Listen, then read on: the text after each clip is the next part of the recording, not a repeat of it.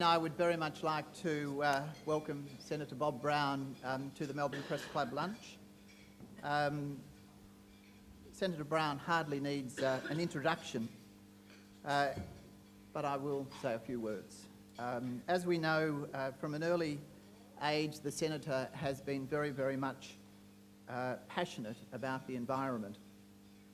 We've heard he was Director of the Wilderness Society, an organiser of the blockade of the dam's work in Tasmania for the Franklin Dam, doubling the size of Tasmania's Wilderness World Heritage Area, to name just a few of the very significant environmental issues that he was involved in and still is.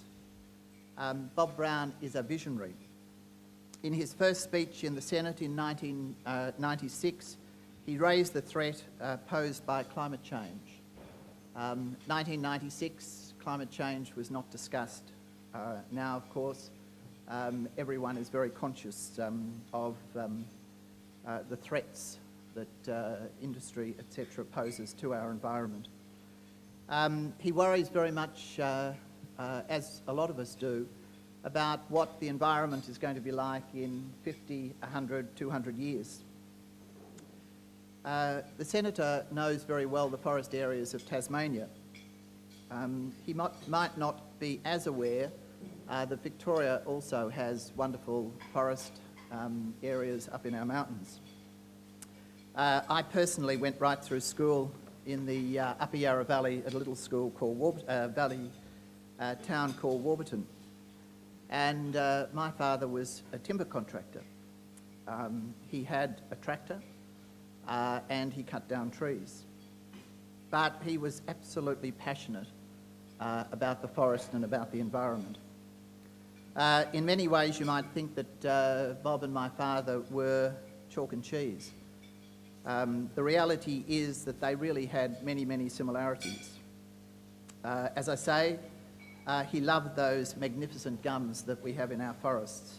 He hated the pines that were often planted where the forest used to be. In later life, he thinned the forests so that the largest and healthiest of the trees could survive and grow to their full potential. Since joining the Tasmanian State Parliament and later the Senate, Bob has had many people, like my father, where on first glance they are diametrically opposed. On scratching the surface, points of consensus can be found. And I think that that is what we're going to need in the next couple of years in the federal parliament.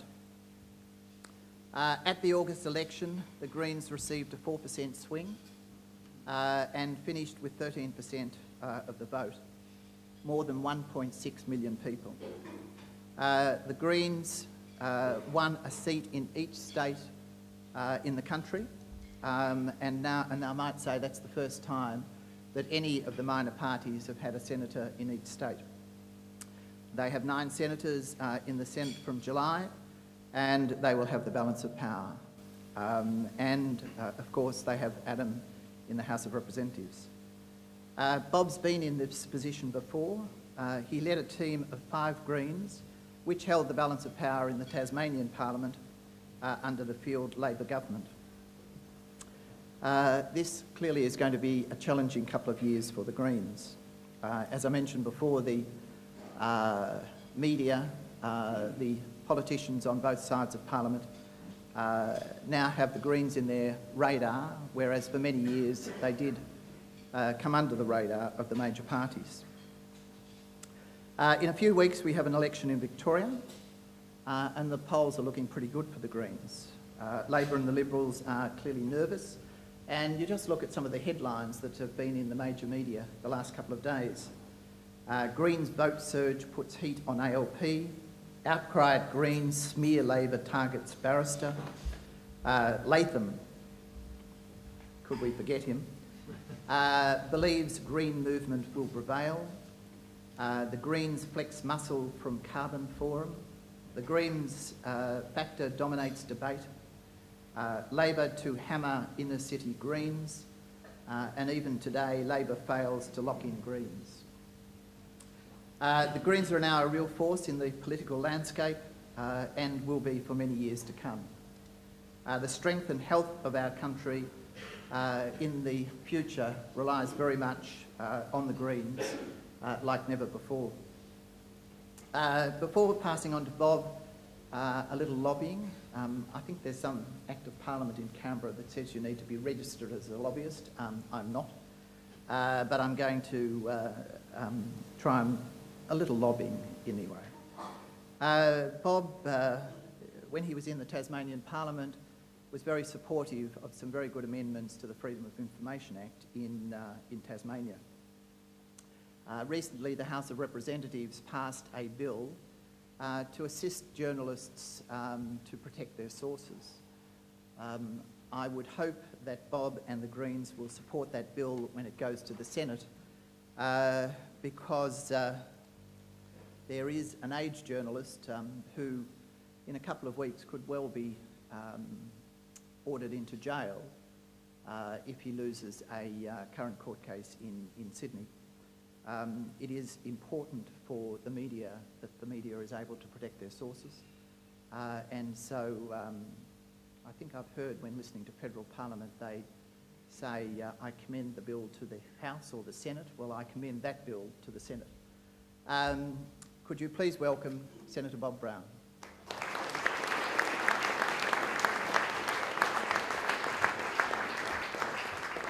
Well, thank you, Peter. Thank you to Monash and to the Press Club and the Windsor Hotel, and thank you all, ladies and gentlemen, for coming along to hear me and to share this lunch in this just stunning building, this heirloom of not just Melbourne but the whole world, which should be kept in this beautiful setting and not transmogrified by the encroachment of modern development as this great city determines its future.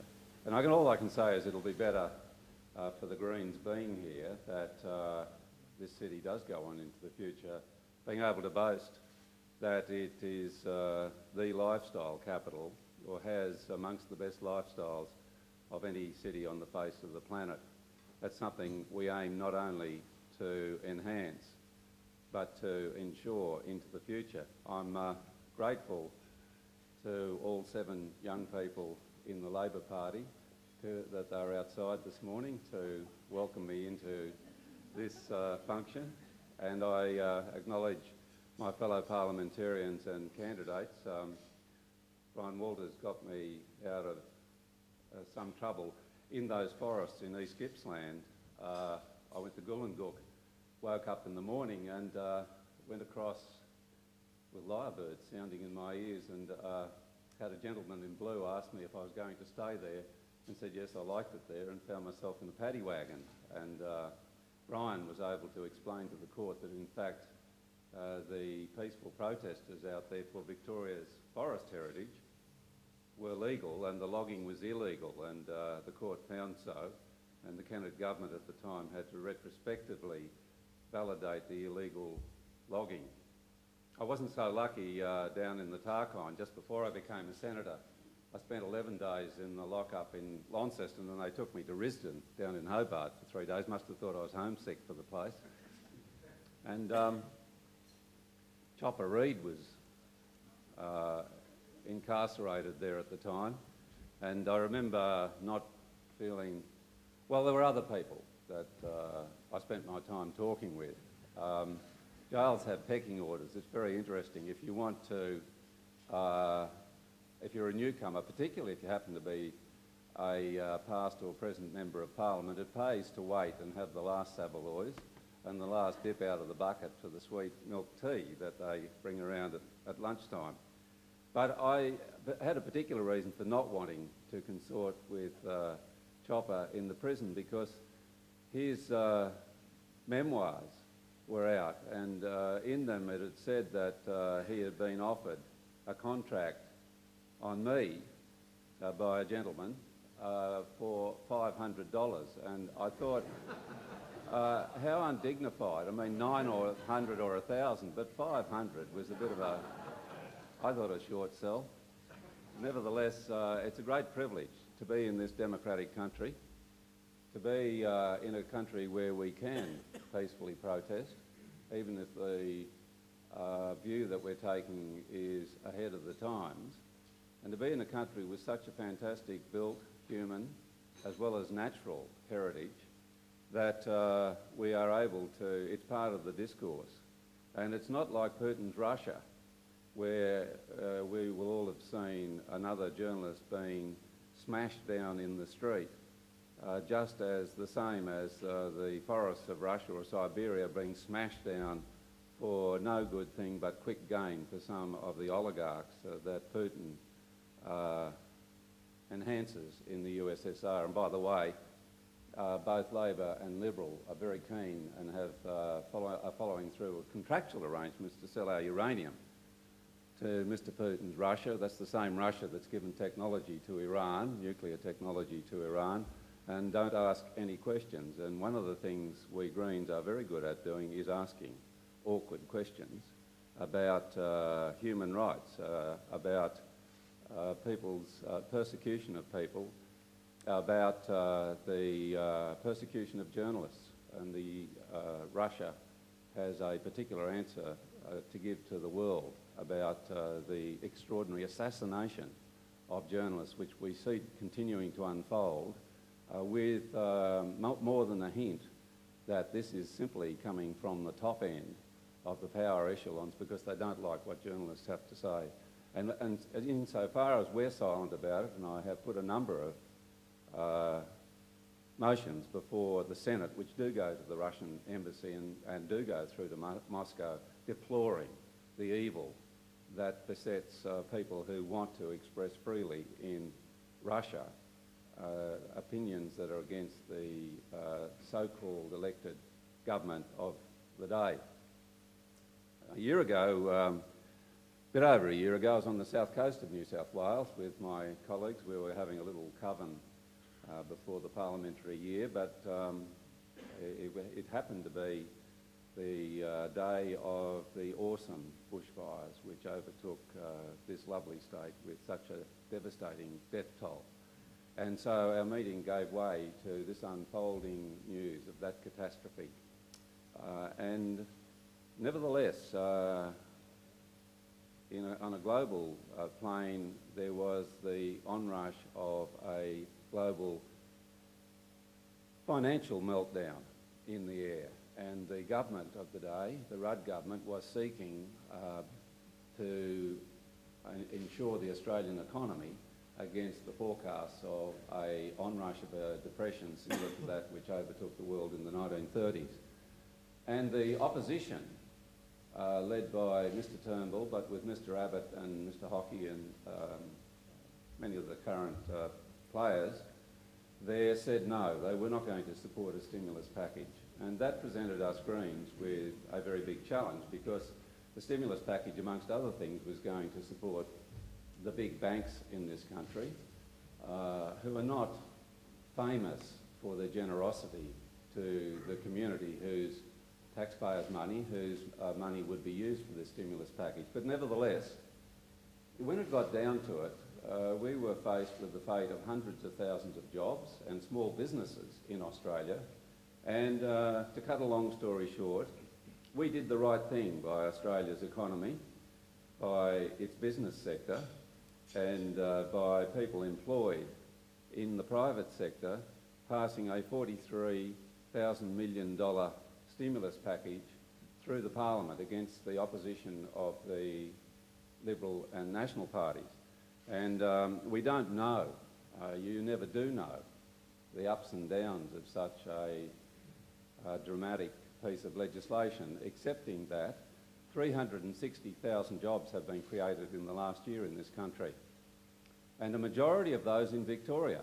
It's outdone New South Wales 2-1, and that may say something about the incumbent government here as against that in New South Wales, I don't know.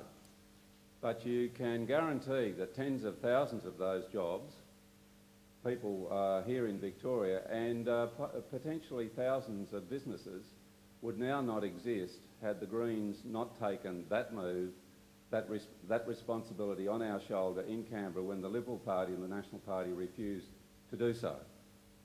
And the Some of the onflow, of course, was that we reduced, in bargaining with the government, we reduced the package, the handout that was going to, you might remember, taxpayers, $950. We talked the Treasurer into reducing that to $900, and the consequence was 300 or 400 million, which we then put into gainful works, including heritage restoration. There was no budget for that in Australia. Peter Garrett had it. It was $50,000. It suddenly became $60 million because of the Greens. And a very big part of that sum has been spent here in Victoria. And of course, that stimulated businesses, and that has employed Victorians and skilled Victorians in a very essential part of not just the economy, but the lifestyle and the protection and refurbishment of heritage in the Garden State. We also put 40 million into bikeways, and many of you will have seen those extended in this city and in rural areas of Victoria and of course elsewhere around the country, thanks to the Greens being in the balance of power in the Senate last year. Now we find ourselves in the balance of power, at least sharing it in both houses of Parliament.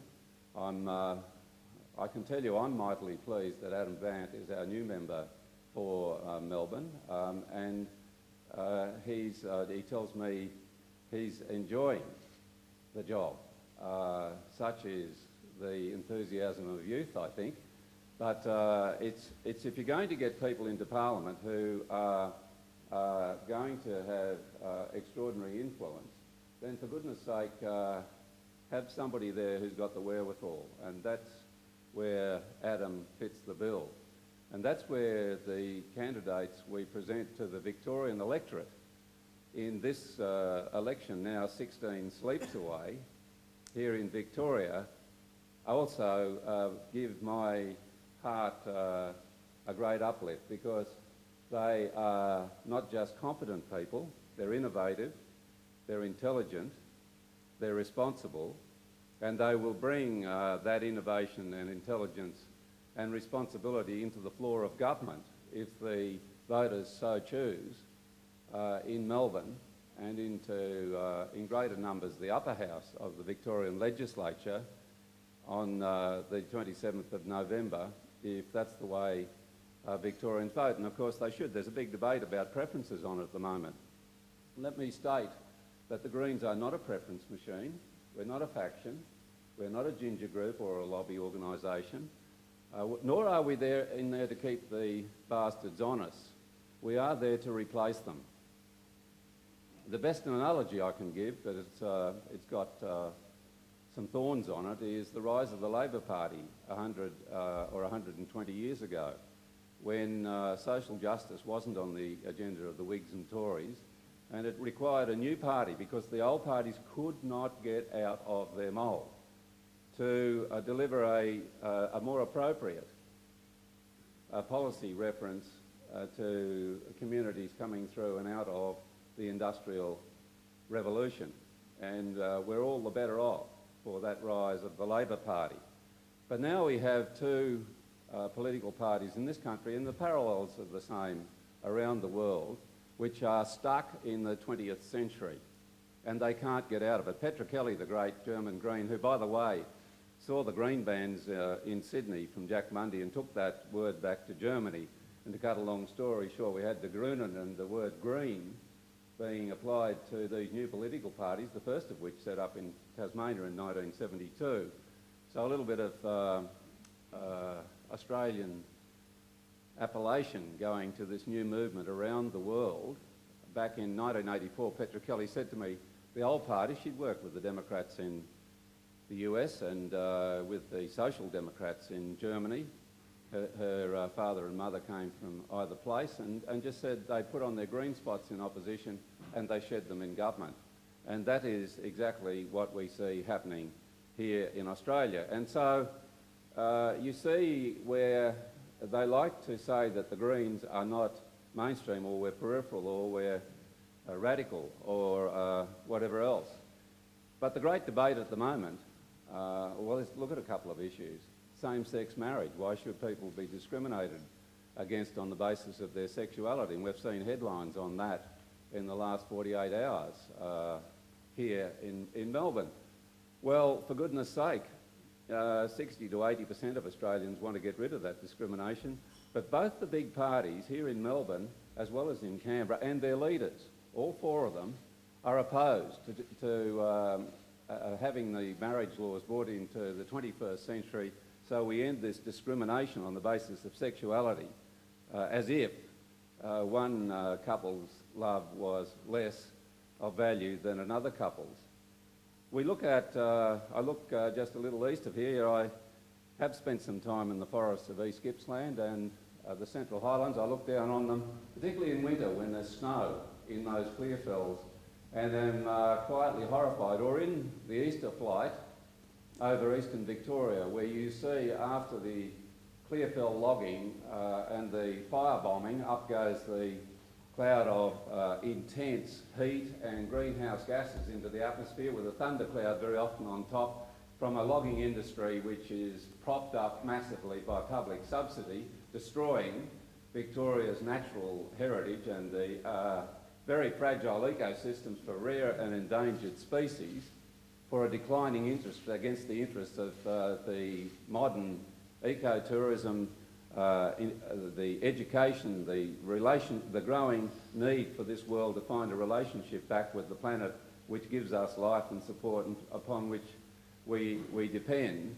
And 80% of Victorians want that destruction of natural forest stop, but John Brumby has been purveying the destruction of those forests throughout his career in politics. Ted Baillieu ditto. Who is it that represents the public feeling here? It's the Greens. And you have to say, well, how can that be? That the old parties can be so much out of touch with how people think in the 21st century when it comes to climate change. We are on this committee in Canberra because the Greens got the balance of power and are now having a committee looking at how best to tackle climate change in Australia. Let me just say, and I'm not breaking a confidence, we had a 4.5-hour meeting of that climate change in Canberra yesterday, and I put it to my colleagues on that committee. What about the Great Barrier Reef?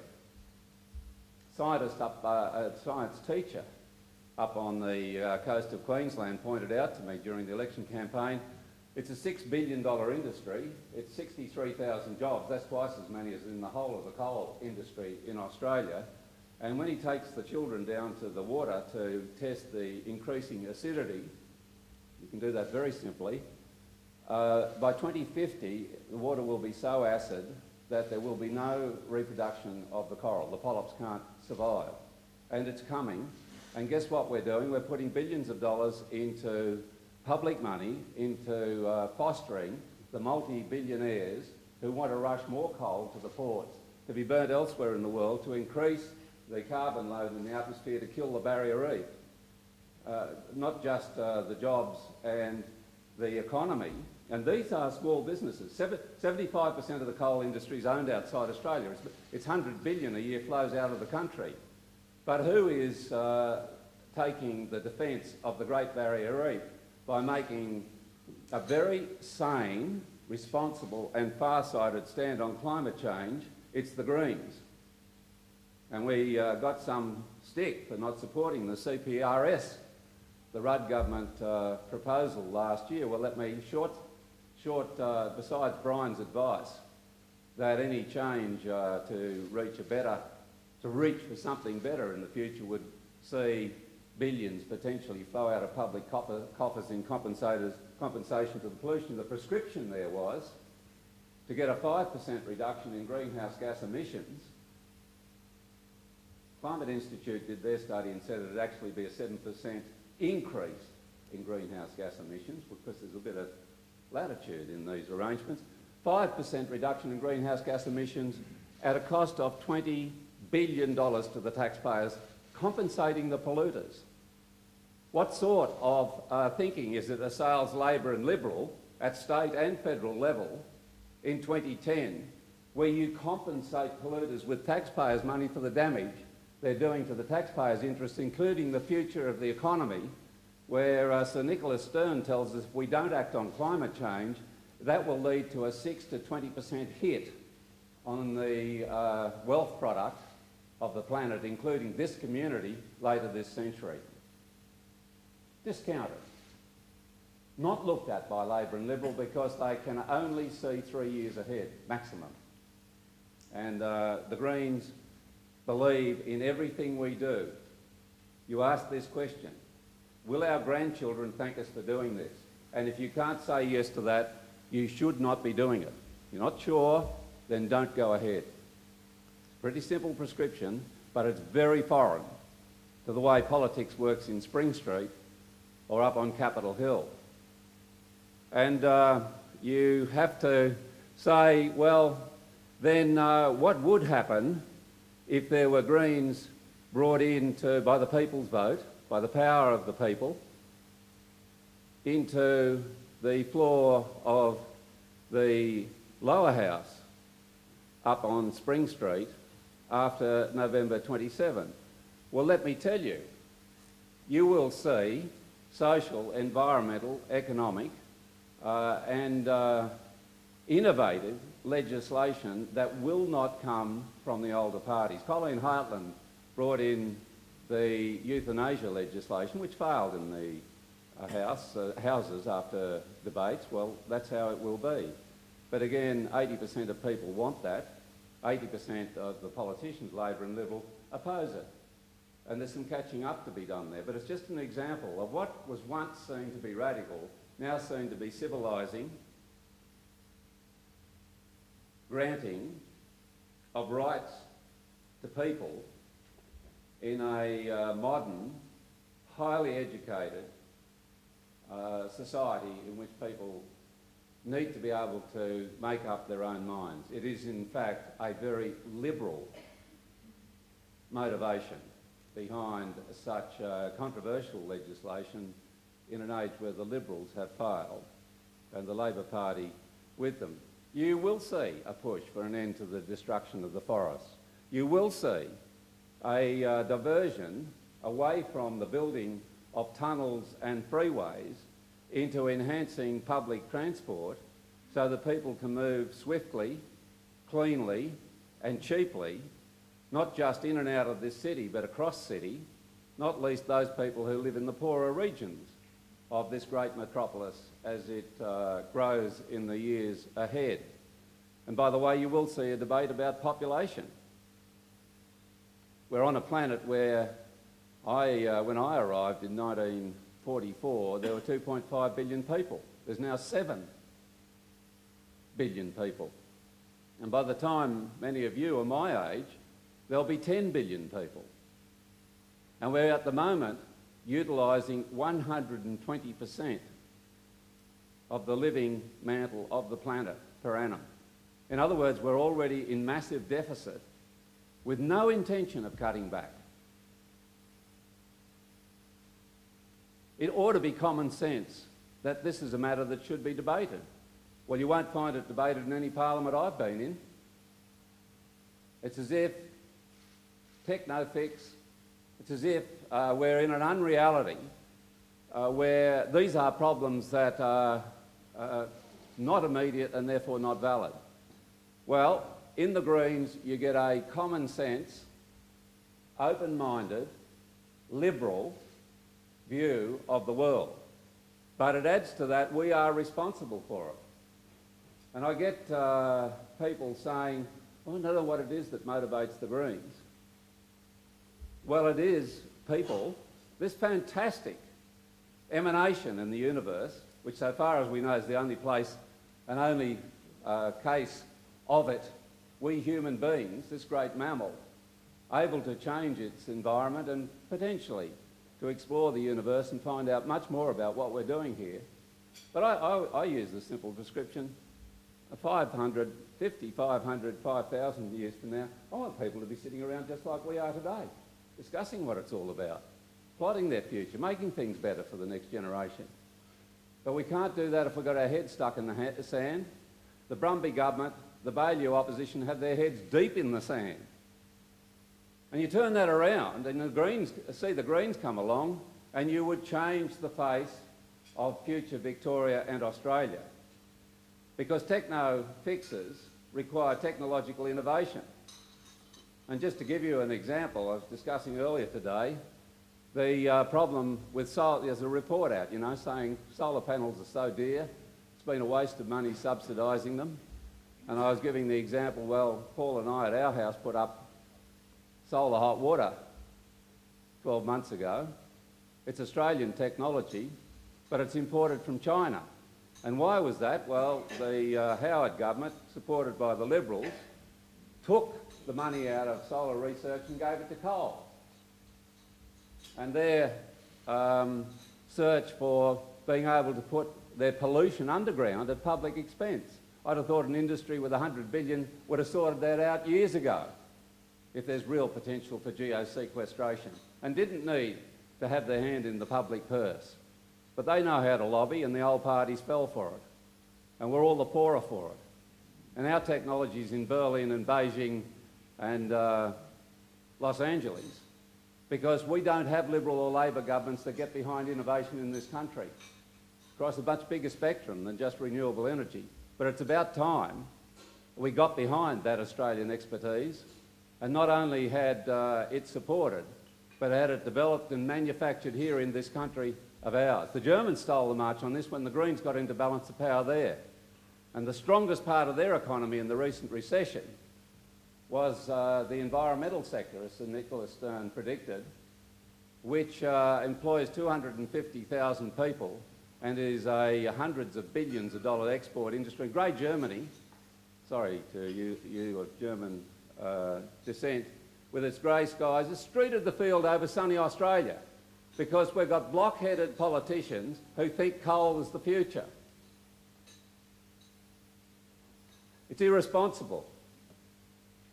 And they want to dig up more coal, and now they're thinking of exporting brown coal from Victoria instead of solar technology, instead of renewable energy, instead of technologies which would make us feel good about ourselves and make us feel like we're adding to the security of our grandchildren, not pulling the carpet from under them. Well, the election's on. Choices have to be made. People say it's pretty flat here, having to decide between Brumby and Baillieu. But I've had a great reaction in this town in the last few visits I've been here. People off the street, at the cenotaph this morning, on the way back, walking down the street here, they like what we're doing. This is people who are thinking about the future, and they're changing their votes to Green. And they're doing it not because they want to park their vote, and not because this time they want to punish somebody. They're doing it because they see positively good candidates with far-sighted and responsible policies who are going to take this city and this state forward. Not have a desalination plant uncosted by a government which says everybody else has got to cost their policies, but which we know is going to quite unnecessarily stick up water prices for people right across this city because they did not take the alternatives. Sure, they got lobbied by some very clear-minded vested interests, and I don't blame the vested interests. But if you ever saw a weak-kneed failure of policy, it was the Brumby government desalination plant, which is a steal from the pockets of Victorians and which is going to cost dearly for decades, if not a century or two to come. Wrong project, wrong economics, wrong direction, and unpublic thinking manifest by this government in 2010. Well, the Greens will put a responsible hand on the shoulder of the next government, be it a Brumby government or Baillieu government, if the people of Victoria take this opportunity to vote them into, in greater numbers, into both houses of the Parliament. I'm very proud of the Green team. I'm very proud of the record. I'm very proud of the prospects. And I look forward to the 27th. I wish you well, whichever way you may vote in Victoria. Fantastic having a democracy, as Winnie Churchill said. Might be faulty, but it's better than whatever else comes next. I agree with that. We're in a celebration of democracy in Victoria, and I wish everybody well on the way to the ballot box 16 sleeps from now. Thank you, ladies and gentlemen.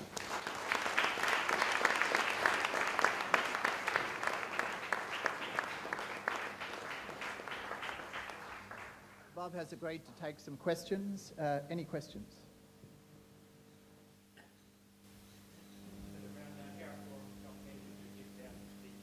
Nitty-gritty sort of details of preference deals. News has broken today that the Greens are planning to preference Labor in their I think their most marginal seat of Mount Waverley, but that seat only at this stage. Are you intending to make preference deals on a seat-by-seat basis, or are you still holding out for a deal with either of the major parties? Gareth, isn't it wonderful with public transport, health, desalination plants, forests, the media wants first up to know about preferences. Well, let me tell you that everybody's negotiating with everybody. I understand that on Saturday a proposal for by the Greens to give the Labor Party preferences in 15 marginal seats of its naming was turned down. I don't know why, but that's the latest news I have about it. You shall know that the Liberal Party's after preferences. The Labor Party is, the DLP is, the Greens are. That's not where I'm at, though. My job is to tell people that you put your preferences where you want to. Don't be dictated to by any party. You put them where you want to. That's after you've made the most important and most powerful decision in this election, and that's to vote number 1 Green. Senator Brown, Michael Batchelard at the Sunday Age. Michael. Thanks for speaking to us today. You've said that you don't want to keep the bastards honest, you want to replace them. And to your credit, the policies that you want in the state election to implement... I don't mind trying to keep them honest on the way. In the meantime, yes, the hand on the shoulder, I thought. The policies are all out there on your website, but the costings aren't. If you want to replace them, surely you should be telling people how much it's going to cost to implement your policies. And in not doing so, isn't that cynical because you're trying to get people to buy something when they don't know what they're buying? Yeah, it's a fair question, and I talk about the federal arena. Things are evolving here. It's my view that there should be an independent costing authority for elections. I might recommend to my Green colleagues that they look at that here in Victoria. Part of the agreement between the Gillard government and us is that an independent authority will be established in Canberra, not Treasury, not somebody else, but an independent authority to carry out such costings. We tried to get Treasury to cost our election commitments, but the government of the day, that was the Gillard Prime Minister's office, blocked that in the federal election campaign. And I think costings is a fair thing to do. But if you're going to have costings, you flag that with political parties and make sure, and the Brumby government should have done this, it's been remiss in not doing it, that will be the rigour of all the political parties in coming to the election. You need to be able to do it not just over the coming year, but over the forward estimates and into the future. They aren't even putting their desalination plant up for costing.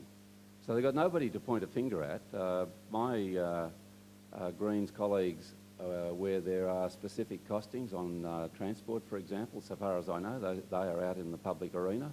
I would think the answer to that is yes, but put the mechanism in place that's going to ensure that that happens, that it is independent, and that the public knows well before election day what the costing is going to be.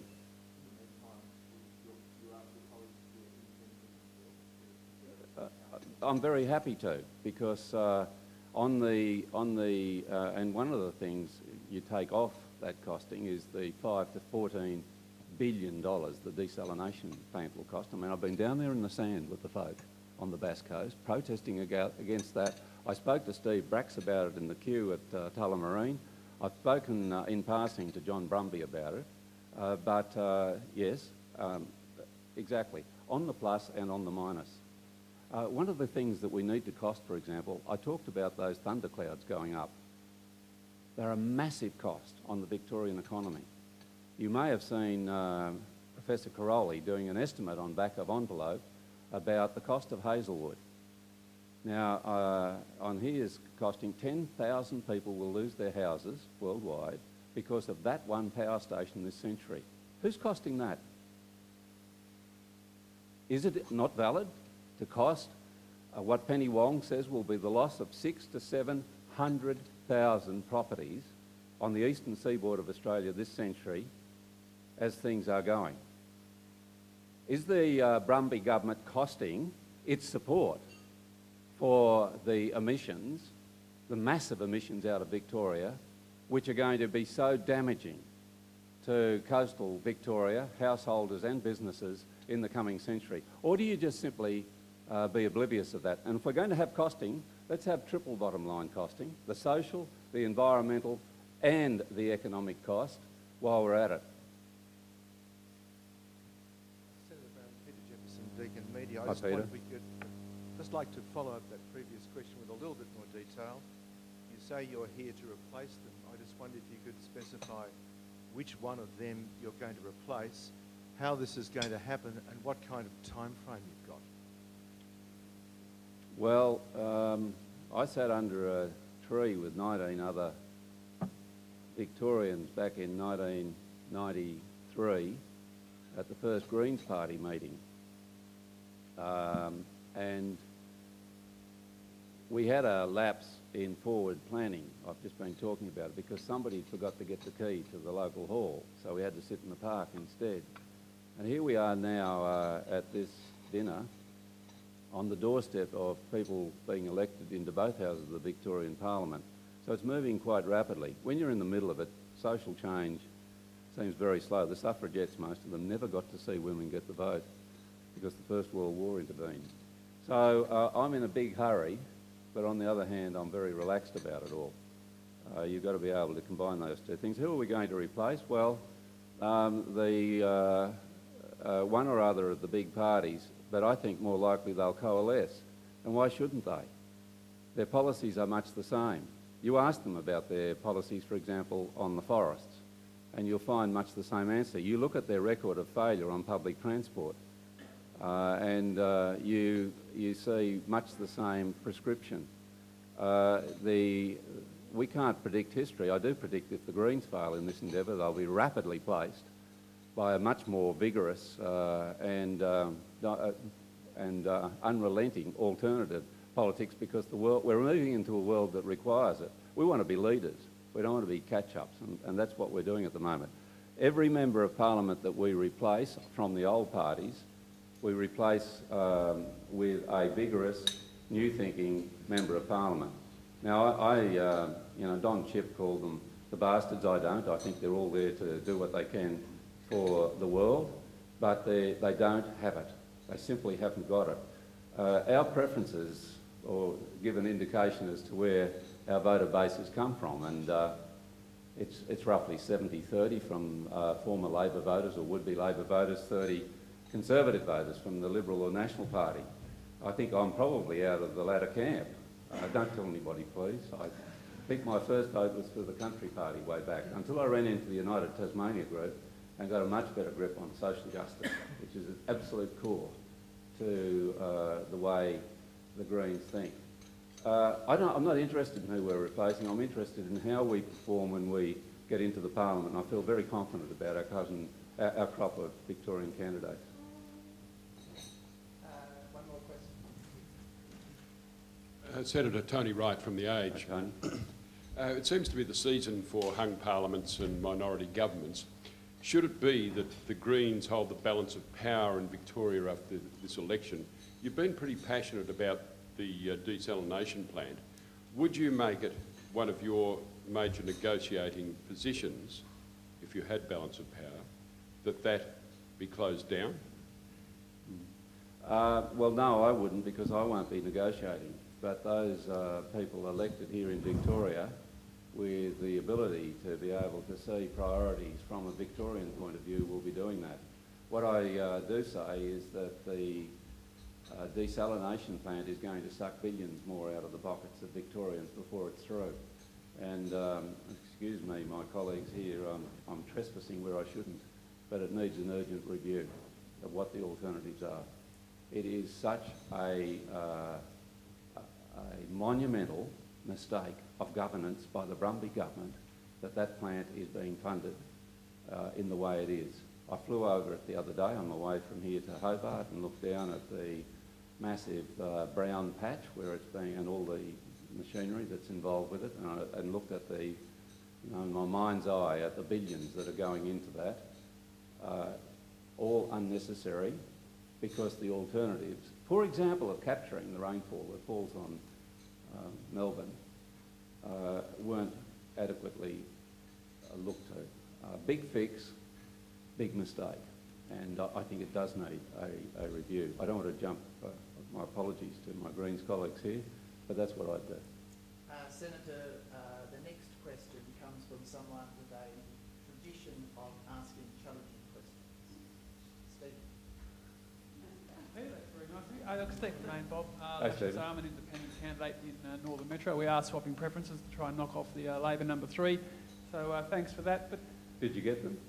yeah, Greens and doing preferences with the Greens. But my question actually goes to. I think somebody made a good decision there. Yeah, I think so. Look, in a former life, I was the press secretary to a Liberal treasurer here when the state was close to being broke, massive debts, and we're potentially about to have a change of government, and debt in Victoria is rising at $4 billion a year. In the next 12 months, it will go past the peak of the Kerner government. A lot of people look at the Greens and like your social agenda, but to say financial management, it's not there. Does it worry you that debt is projected to rise by $4 billion a year and is projected in the forward estimates to hit $39 billion by 2014? And in a minority government, would you actually focus on that and try to stop the massive escalation of public debt in Victoria? Yes, well, it's a very good question, and one of the reasons why I would immediately review the desalination plant. It may be that it's past the point of no return, but what a millstone. I think debt always needs to be reviewed. One of the things that you can do once you become elected into Parliament is request, and should always get, a proper briefing from people so that you open, from the Treasury, so that you open the door on what is happening with debt and debt projections. We're not averse to debt, but we like to see the books on the main in any economic cycle in balance. And we are very aware that the private sector is as good at running up debt as the public sector. So we're not a party that says public debt is anathema. If it's in the public interest, fine. But that is a matter where you'll get far greater debate if you have 3 major parties on the floor of the Parliament rather than 2, two of which hold some responsibility for the debt which has accumulated. I'm very aware, as you will be, and you're a better brain than me on this, that debt also comes with it a drain on the potential investment into public health, hospitals, schools and so on, the two-edged sword. So I'm sorry I'm not giving you an exact answer there, but because I don't know, but I believe what you say, the exact Victorian circumstances, but you put the Greens in on the House of Parliament, you've got a much better chance of opening the books and getting a good debate on not just you've got a worse debt than ours, but how the economy should be handled with all the checks and balances. But you can't turn your back on, for example, the question of whether private enterprise has properly and adequately managed public transport in this state. Was that a good move? Was that move to cut back the debt? Has that presented a dividend to government? And also this question, why is it that government should be seen, the public sector should be seen as unable to manage? We need good management. It's not second to the private sector. It's a challenge to all of us. And when you get into Parliament, you have to take that responsibility on your shoulder, which brings me back to the question of the stimulus package. That created a debt, but one which was warranted, warts and all. including the school building program, which has refurbished some 4,000 plus schools here in Victoria.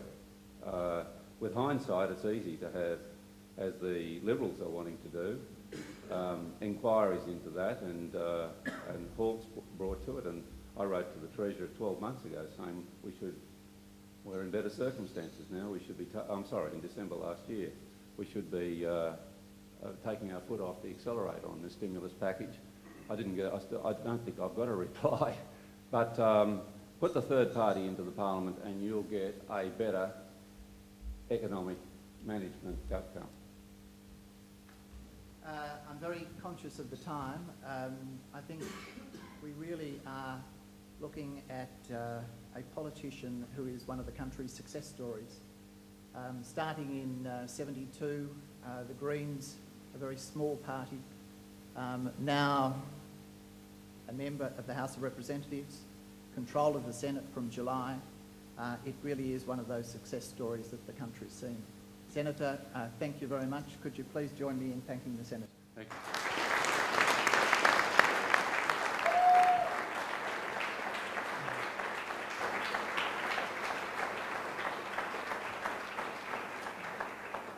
Senator, we do have a tradition of giving a gift to our speakers, and I should warn you that we usually give very unusual gifts.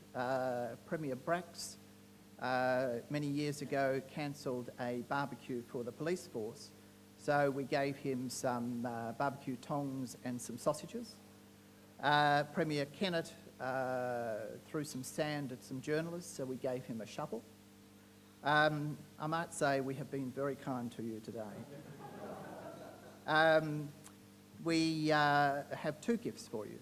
The first is a new Australian water-saving device called the Joey Can.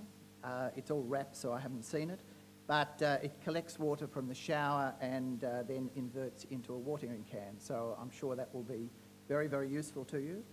And the second is a cookbook, Nourishing Traditions, and apparently challenges the politically correct nutritional guidelines. So I hope you enjoy both of them.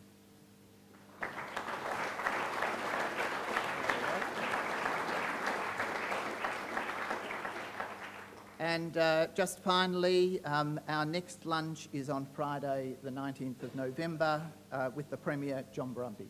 Thanks very much.